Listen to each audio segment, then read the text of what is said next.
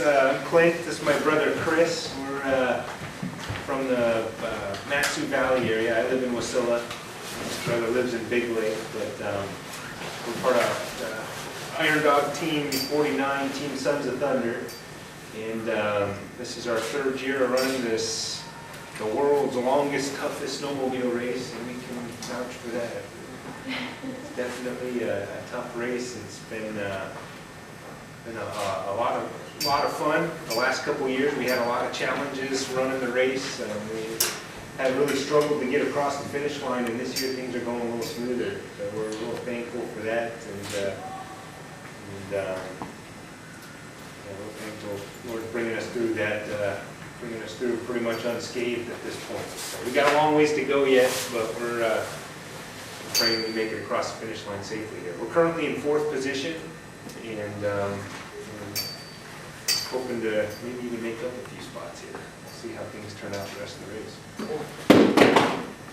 Awesome. Really good. What was the coldest temperature you've been in so far during the race? Also, how did it feel racing in that temperature? I'd say that, well, when we got into McGrath, they were saying it was 50 some below when we got in there. That was definitely cold. You were feeling it. When we left Nikolai and were headed to McGrath, it got cold fast, and I think that's where probably the majority of everybody got their frostbite. I think every single team this year has frostbite, and some worse than others. And, it's like my brother was talking about it to somebody else, and it's like just a bunch of little needles poking at you. You know? So you guys are familiar with what frostbite feels like. It's not fun, man. You just got just a few moments to recognize it and do something about it. Otherwise, you feel it and then you don't feel it anymore. And it's already too late. So we just, this frostbite, we do a lot of stuff to try not to get it, right? So we tape up. I had a head sock on and a no fog, so I had 3 different layers, and I still got frostbite. It was pretty cold. Coldest temperatures we saw were coming into McGrath. I think there was minus 42 around there, and then coming into this Caltech, the minus 40 range again. Yeah, it's not, doesn't usually get that cold around the world. This has been the coldest year for us for sure. The first couple of years we did it, it was pretty warm, and so we were just thinking more of the same this year and kind of underdressed for it. So next year we'll be a little more prepared, I think.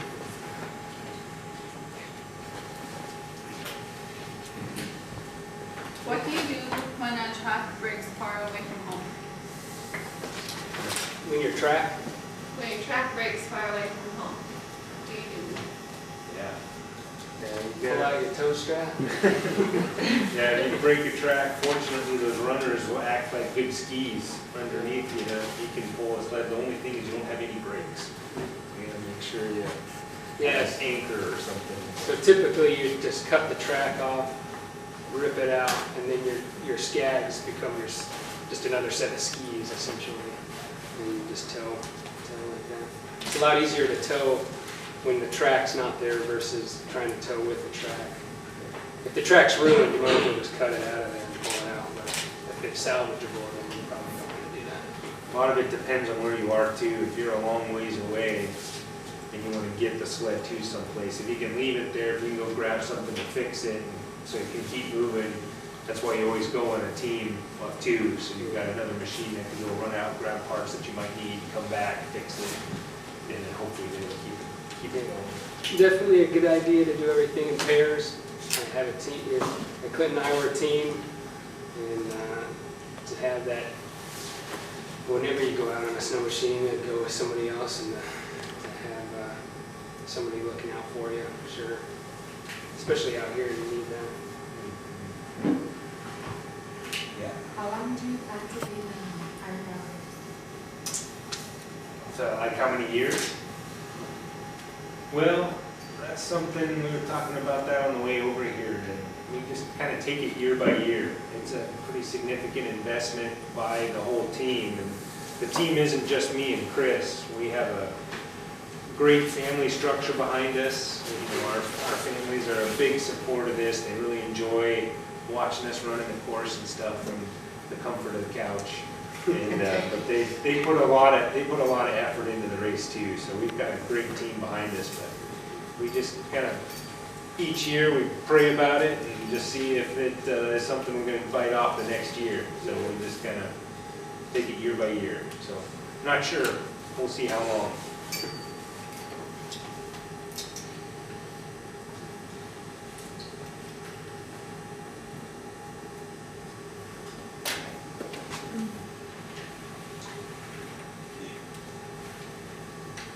What uses have you found for a discarded snow machine track? For a discarded snow machine track, Yep. I would say they make really good snow flaps on the back of your truck, the truck tires, or you can also use them on your snow machine trailer. I'm not sure if you do much towing, but when you take your sled from place to place, you throw your old track on where your sleds are going to line up, and you're not having to spin your track when you pull up on your two-place trailer and stuff like that. It works really good for that. And, You know, protect the deck of your trailer because we run spikes on all of our tracks. So we run up on the wood of the trailer all the time. It starts to tear up the wood, so you can lay that track down.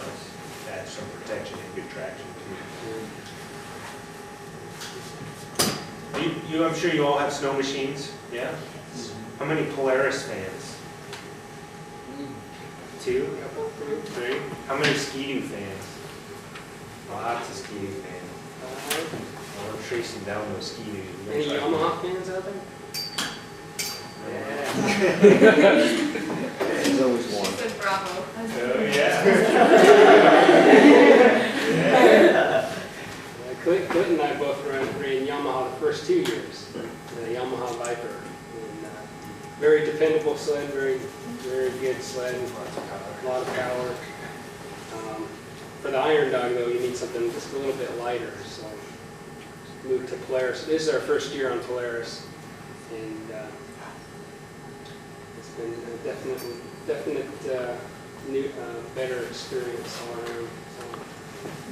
Every year you run the race, you learn something new, something that you can, that's why you see some of these guys that are winning the race, you look at how many times they've run the race, they've run it a lot of times. And it's because every year you learn something new. You get more familiar with the trail, you figure out a better way to set up your sled, get more speed out of it, better suspension. And so every year you get a little better at it. So you see, that's why you see a lot of these top running teams or these guys that are actually winning the race. You just look at their history and they've run it quite a few times. They got a lot of knowledge about it.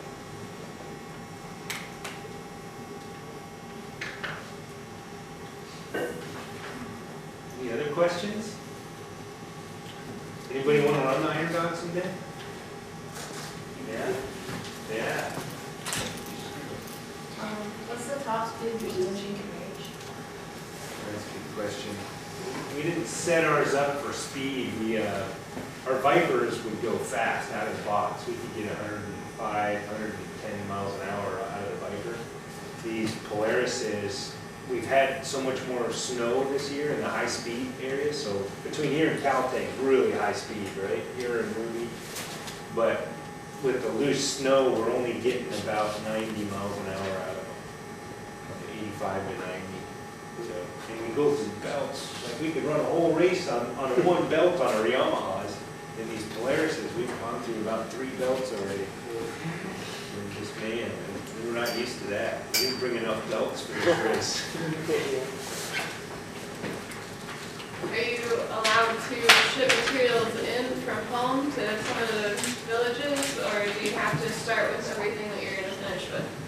You're allowed to get help at checkpoints. So a lot of the teams will afford air support, so they'll have an airplane that's following them the whole way. An airplane or multiple airplanes, and they've got all the parts that they might need. We don't afford an airplane, but we try to anticipate what we might need, and we have a contingency package put together that our family back home can send out if we need something. And then our dad meets us in Nome and brings a bunch of parts with him that we might need. And then we do a bunch of repairs there at Nome. But you can get help. One of the nice things about running a Polaris too is there's usually a lot more Polarises in the villages than there is these Yamaha Vipers. And so one of the things we can do is if we need a part, we get into a checkpoint and take a layover, we can start calling some of the locals and say, hey, you've got a Polaris, can I buy your A-arm off you? Or, can I buy your cowling or your fender or your shocks, your belt? And then in fact, we'll have to buy a couple belts here in Galena just to get us to the finish line. So, because we didn't bring enough with us. But yeah, you can get help, but the help has to come at checkpoints. Some of these planes, the guys that have air support, you can't drop parts out of the airplane. That's against the rules. So.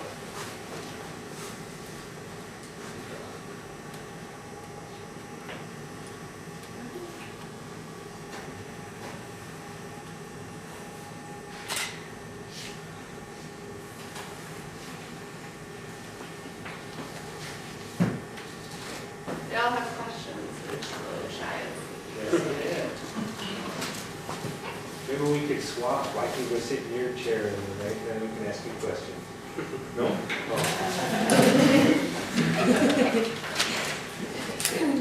Well, I tell you what, they called me this morning at 5:30 saying if I could pick them up. Thanks for that. So there's certainly some early birds.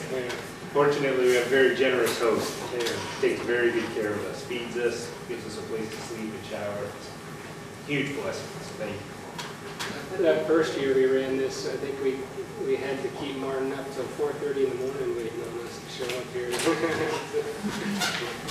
we like to hang around that 5:30 plus or minus hour buffer for it.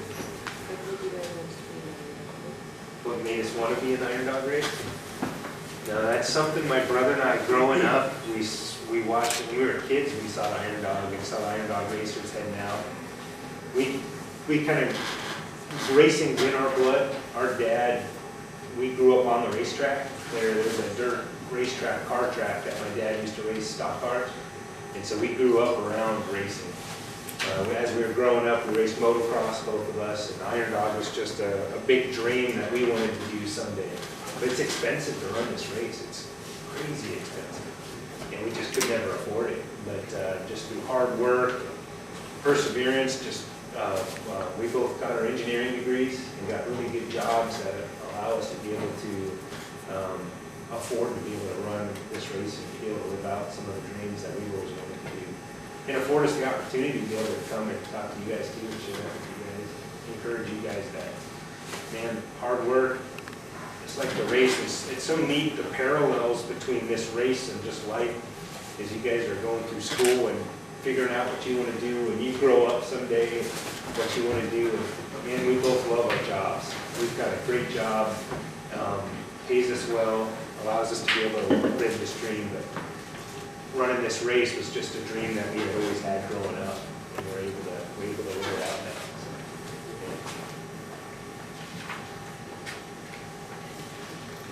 How many of you guys are thinking about engineering, getting a degree? I can tell you, I relate to all of you. My brother and I are very similar, but also very different. My brother was very much college-minded, would have raised his hand. I was on the other side of the coin and didn't consider college and school or anything like that.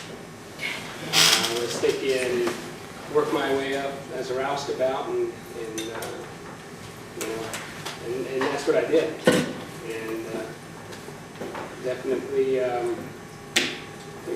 ended up getting a job on the slope through vocational degrees like welding certs and heavy equipment training. Got me a good job on the slope, but never quite was what I was looking for. And My brother was a big inspiration to go to college, and I just want to tell you that, we both got our electrical engineering degrees, and was never told that, hey, you're awesome at math, you're awesome at physics, and an electrical engineering degree requires you to do that, and it's a matter of putting your mind to something and being dedicated to it no matter what, and sticking with it. Much like this race, this Iron Dog race is about that too. Putting your mind to something and sticking with it. And just encourage you guys to set your goals high and pursue them and not give up. And so, yeah. What are benefits of snow machine tracks being closer or further apart? What was it? What are benefits of snow machine tracks being closer or further apart? Snow machine tracks being closer. Closer or further apart? Like, so, Oh, like between teams or the length of the track? The length of the track? the length of the track. Okay, yeah. Well, what we found is there's a good balance. The shorter the track you get, the less rotational mass, the higher speed you can get, right? But that's on certain conditions. If you're riding hard-packed ice, you want a very light track that you can get higher speed. But as you know, on the Iron Dog Trail, crossing this great state, you're not always on hard pack. Sometimes you're in deep snow. In a short track, a real short track, you're not going to be going very fast. Your track will be spinning fast, but you're not going to be going very fast. So you need a little longer track for those conditions. The nice thing about a longer track too is it handles those chatter bumps better. So rather than your short track hitting every single bump, if you have a longer track, you might span several bumps, and so you don't feel every bump. So there's a balance, and it's different for every team. It's different for every rider. But what we've found is a little bit longer track. It works better for us because we're able to get a good balance of speed and good deeper snow conditions, as well as a better ride quality out of the bump. So we run 136, and they range anywhere from, in this year's race, we had people running 128s, 121s, all the way up to 144s. One team ran a 144 track, which is very long compared to the norm. But most of the teams are running around that 136, 137 inch track, which seems to be a pretty good combination. Yeah, definitely a lot more maneuverability with the shorter track though. You can turn a lot quicker. You can do a lot of the river running, navigating those cornering on the rivers a lot quicker than the longer track. The longer track tends to kind of push you through the turns, with a shorter track you can be a little bit quicker on it. If you guys have ever been in that situation where you're ripping along the trail and you get into some chatter bumps and your machine starts to tail swap on you, and that whoa, whoa, you know, that happens a lot, right? But what we've noticed with a longer track, that seems to kind of curb that a bit. It's not as susceptible. When we first jumped on our Vipers for the very first time, we were used to running mountain sleds. That's what we would do. We ran RMKs and long track machines to get up in the mountains in deep snow. And then we jumped on the short track and we went ripping down the trail, and we both of us tail swap bad. We call it tail swap. Your tail starts to feel like it's going to pass you up and your machine starts going sideways, and we were like, man, I can't ride this. And we had to do some suspension tuning and whatnot to get it under control, but it's definitely, that longer track seems to help gain a little more stability too in some of the bumps.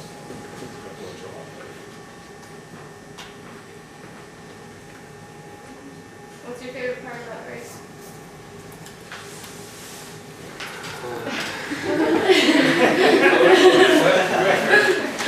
Depending on what time of year you ask us, you get a different answer. I just have to say that.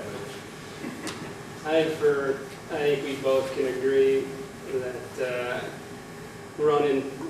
seeing that finish line with your family there is pretty great, and you really look forward to that for sure. Just that whole final stretch, getting into Fairbanks, when you know you can just taste the finish line, you know you're there, and you know that nothing serious is going to keep you from the finish line anymore, and that's is really powerful. The fans that come out and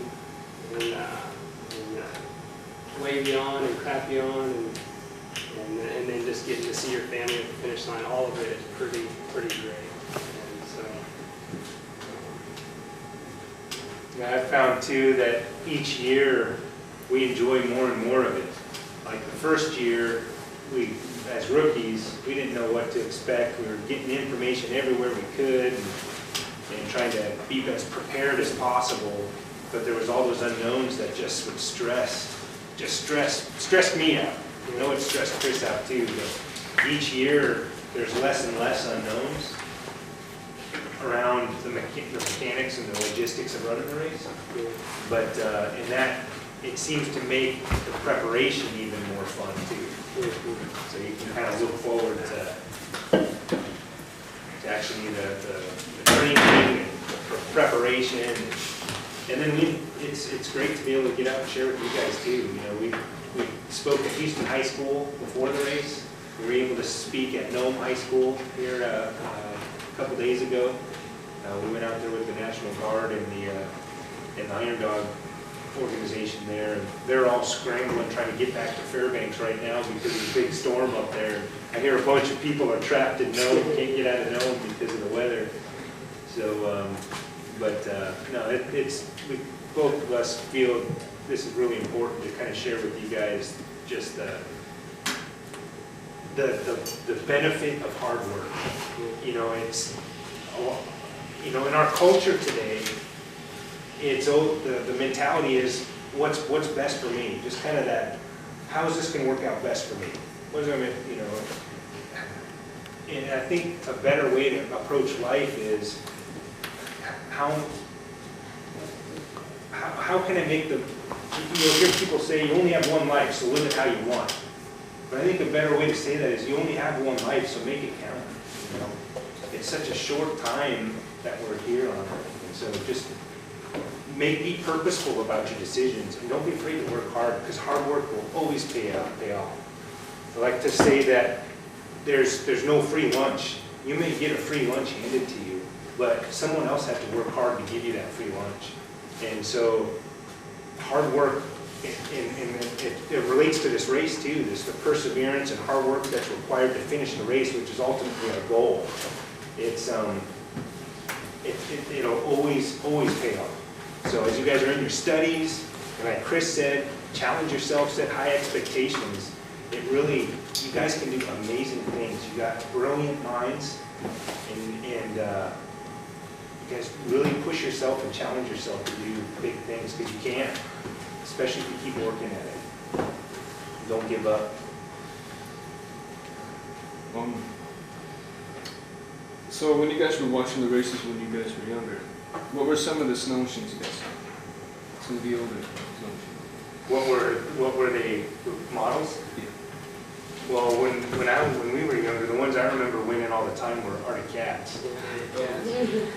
And that's been a long time since the Arctic Cat has been on the podium. But you know, who knows? Simons and Davis, they're running second right now, and they're pushing the leaders. They're in a good position to be on the podium. So a lot of miles left, but yeah, when I was a kid, I remember Arctic Cat being kind of a top dog. It was a long time ago.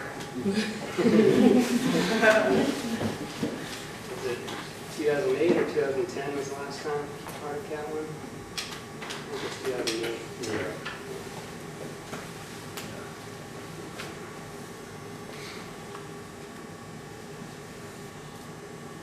Other questions, random questions?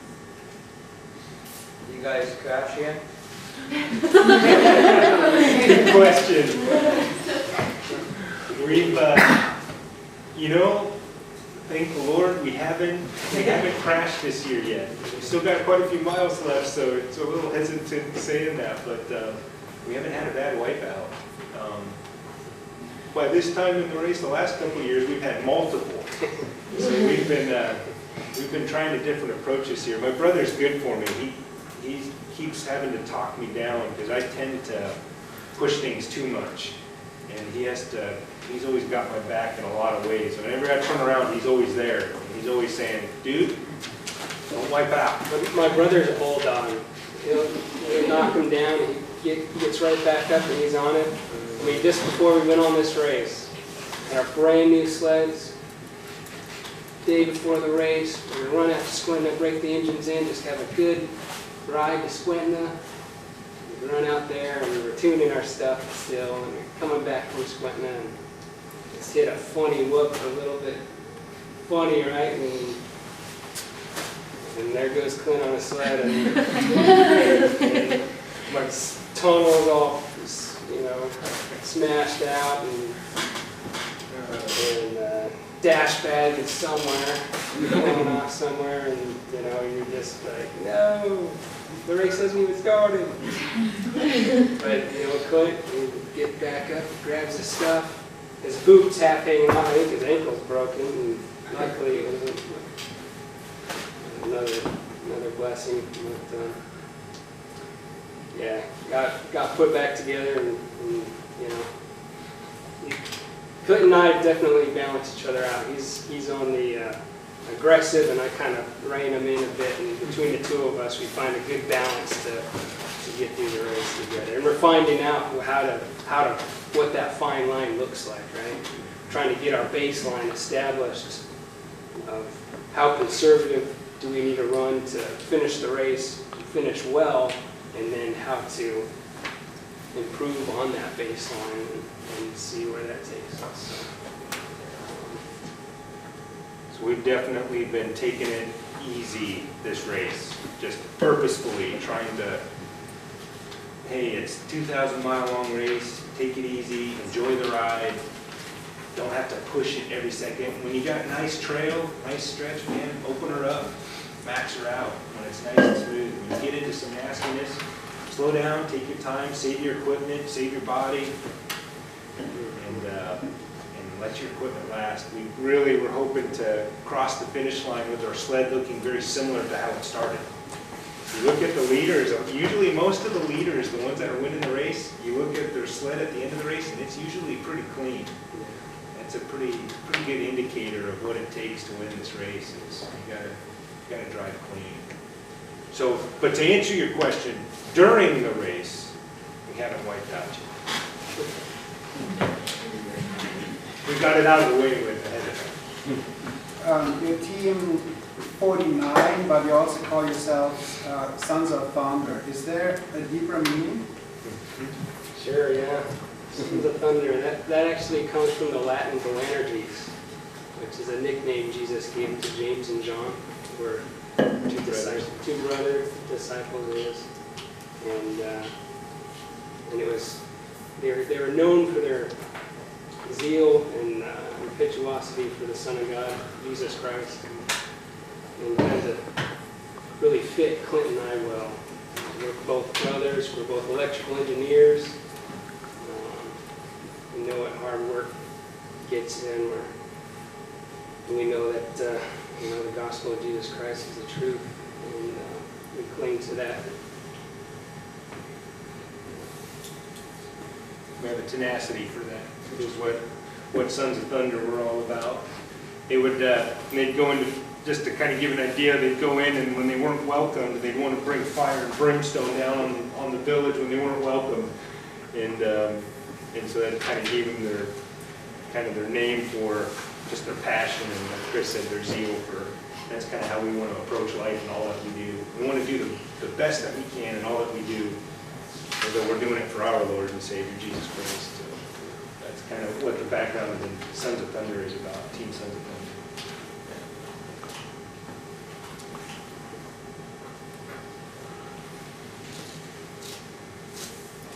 What was your worst wreck or worst broken part within the races? So all 3 years, we had some really bad broken parts our first year, where early on in the race, we got tanked. The snow conditions were really bad, and you know how when you're riding on the trail and the edges can get real punchy, and you get off just a little bit and it sucks you in, right? And we got trail conditions changed overnight. We did a practice run the day before, and then it just warmed up to like 50 degrees, started raining, so snow conditions were totally different. Anyway, we ended up wrapping around a tree early on in the race, and we ended up limping it, kind of Frankensteining the A-arm back together and welding stuff up just to try to get to where we could get new parts. But what happened, especially in this race, that happened early, we were able to limp and keep going. But when you tweak something like that and you keep beating on it, other things starts to cascade and snowball. So other things start breaking, and then other things start wearing out. And we were, on that, it was on my brother's sled. We fixed all the broken parts eventually, several checkpoints later, and hit the trail again thinking, all right, now it's time to make up some time. And it was several hundred miles later, his whole steering stem completely broke off at the mount down at the bottom. And I mean, that was buried underneath the engine, inside the cowling, and it just, you know, here we're all, you know, there was this one team that we kept going back and forth with. We were a faster team. So we'd pass them and get up ahead of them, and then we'd break something, and then here they'd come and they'd pass us again. And so we'd fix it, and then we'd get back on the trail, and we'd pass them again, and then we'd break something, and then here they'd come again. And it was just like, oh! And so, but we at one point, you know, I turn around and I'm looking for my brother, and he's back there, and he's way off in the tulies, and I'm like, what are you doing over there? And he just kind of looks at me, and he takes his steering wheel, and he goes like this, and his skis aren't even moving. He's just like, That actually happened right out of Shack too, like, and it was that 2 years ago, 2015, so there was a bunch of that water that year. So we had to go back to Unalakleet, and I had to water skip that thing without steering, and that was a little challenging. we tied a rope to his skis to my back bumper. Yeah. And so I was just going for it, and then he would ride the throttle just to keep his machine above step and not pull me down, but he'd have to keep the right distance so it'd keep his skis pointed in the right direction. It was nuts. But yeah, but last year was probably our worst wreck, and that was me right out of the gate. Got to the end of the river, we had just passed a team, or was in the process of passing a team. We were going to be the very first team out, and got into a whoop section, and I just was watching how I was going to go around the next guy, and wasn't watching the trail, and the machine started to tail swap on me, and just, I just remember at one time I'm bouncing on the ground on my back, and then my machine's like 10 or 12 feet in the air, upside down. And it's just like, and it just parts flying everywhere. And man, that was discouraging. Right at the start of the race, the tunnel was bent all the way down to the track. My fuel tank was hanging off the side of the tunnel. All the fenders were gone. Light pod and everything was hanging out off the front. It just completely, the oil was just pouring out the bottom of the engine. We thought it was done. We thought it was over. We just thought the engine crank was cracked. But long story short, we were able to, with duct tape and baling wire, we were able to, the race marshals called because my brother towed me to Deshka Landing because we were going to try to pull it into the garage and see if there was something we could do. And the race marshal called and said, hey, you guys are off track, what are you doing? Kind of gave her the story, and she said, you can't do that. You have to work on it at a checkpoint. That's in the race rules. She's like, you can tow back to Big Lake and I'll let you work on it here. So we ended up deciding, well, let me just see if it'll start. We were going to go back to Big Lake and work on it there. So let's just see if it starts. And I started it up, it primed right up. Oil pressure was good because I checked the oil level was good. I'm like, man, it's running good. We let it run for a few minutes. And it's like, well, let's see if it drives. And then it's like, man, it's driving under its own power. It's like, let's just see if I can make it back to Big Lake. So we start making our way back down to Big Sioux, and then we get to the T where you go right to Squentna, the first checkpoint, or you go back to Big Lake. And I kind of look at my brother and I was like, we got to at least make it to the first checkpoint. And so we turn right and we start heading towards Squentna. And on the way to Squentna, I was like, we didn't turn right that bad. You know, the handlebars are all bent down and stuff. Every time you go over a bump, it's like, just because it's rubbing, and you're just like, oh man, this is. But anyway, we pull into Squentna and pull into their shed, and they had this chain winch, and we just hooked onto the low part of that tunnel, and then I started jumping on the other side, and that tunnel just went, and bent back straight for pretty close. I'm like, man, that's pretty good. And we ended up kind of piecing things back together and riveted on some strengthening aluminum on the side where it had buckled, and we actually ended up finishing the race. We had to rebuild that whole rear tunnel. This was last year. By the time we got to Nome, you could grab my rear bumper and it would move like 2 inches, the whole rear tunnel.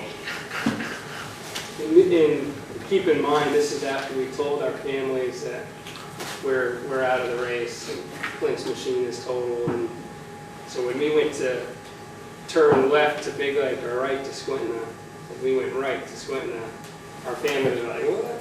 They're in Squintina, then what? They're in Pontilla, they're in Nome. They did that the whole way to Nome. Yeah, it was a miracle. Yeah, miracle every finish. Man, just didn't want to give up though, you know. But it is incredible what those machines will do, you know, and with just not that no give up attitude, and just rather than looking for excuses of why you can't do something, figuring out how you can do it. You know, it's like, and you'll see that around you, and you guys will see that in your peers and whatnot, but be that person that encourages your peers and those around you to say, look, we're going to see this through no matter what it takes.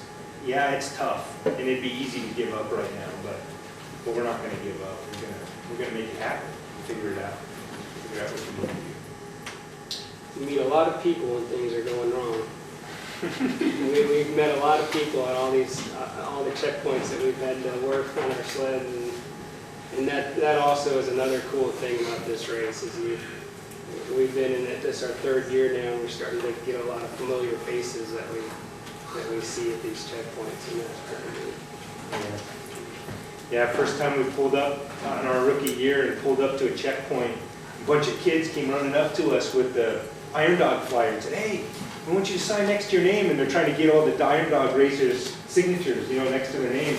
And man, that left such an impression on me. It's like, boy, this cool little kid, he wants my autograph. And it just was so cool to me. It just left such a lasting impression of, you know, just the opportunity there to be able to hopefully make a positive impact somehow. You know? Hopefully that's something we all try for. Yeah. What's one important thing you have learned from your first race to now? First race. What's one important thing you've learned from your first race to now?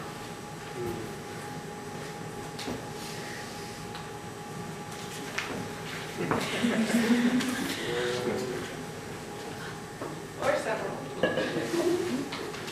Well, I think kind of for us, one of the main lessons that we kind of hit on already was just that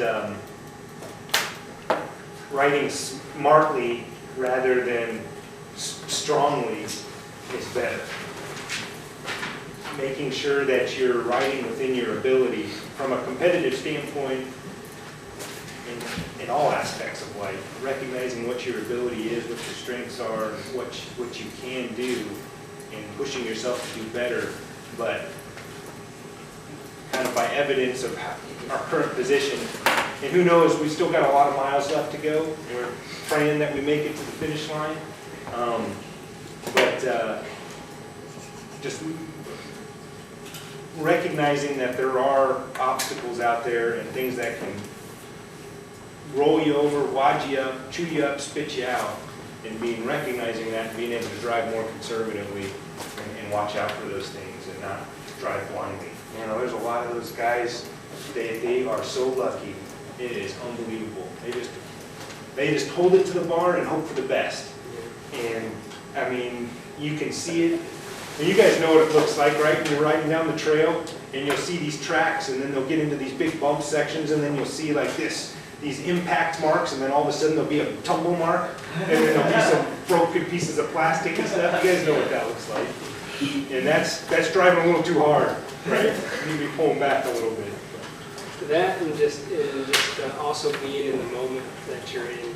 It's really easy in this race to be thinking about part of the trail or checkpoint 2 checkpoints ahead, or not being focused on what you're doing when you're doing it, and just being present in the moment, and just taking each obstacle, each challenge as it comes, and just addressing it at that time, and don't focus on not right timing to be thinking about the finish line right now. Right now, we need to focus on getting to Ruby.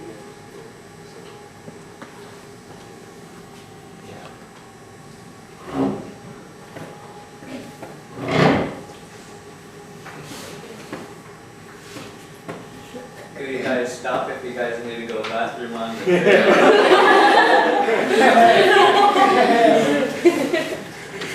It's funny how often we get that question. It is. You probably hear some wild stories of what different teams will do. We don't stop.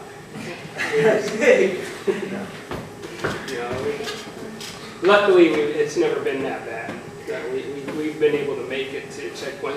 But it does get a little sketchy for sure.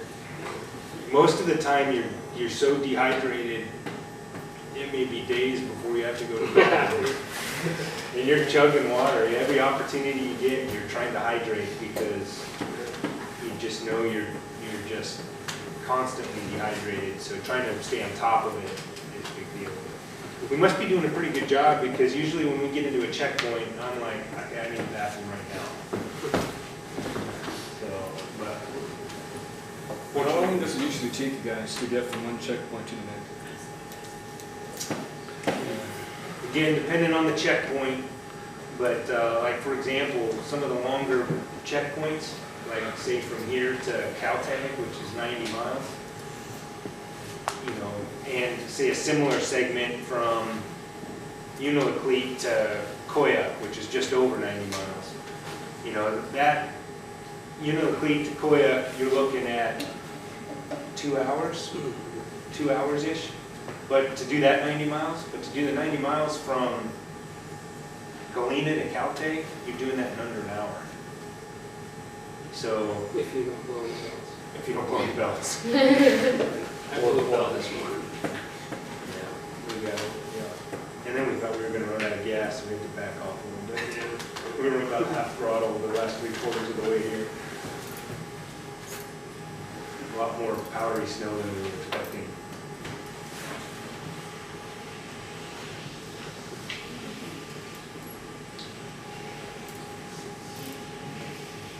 How many teams are there? 37? Not counting the teams that are already out. Correct. Yeah, there's quite a few scratches. Yeah, Team 5 is out. Yeah. Team 5 was meant to head on collision. That was one of them, yeah. Yeah, Jared Vaughn and Nick Petito. I think that was 14 or 15 teams scratched now. It's usually, every year, it's usually about 50%. So if you finish in the race, that's pretty good. Yeah. About 50% scratch.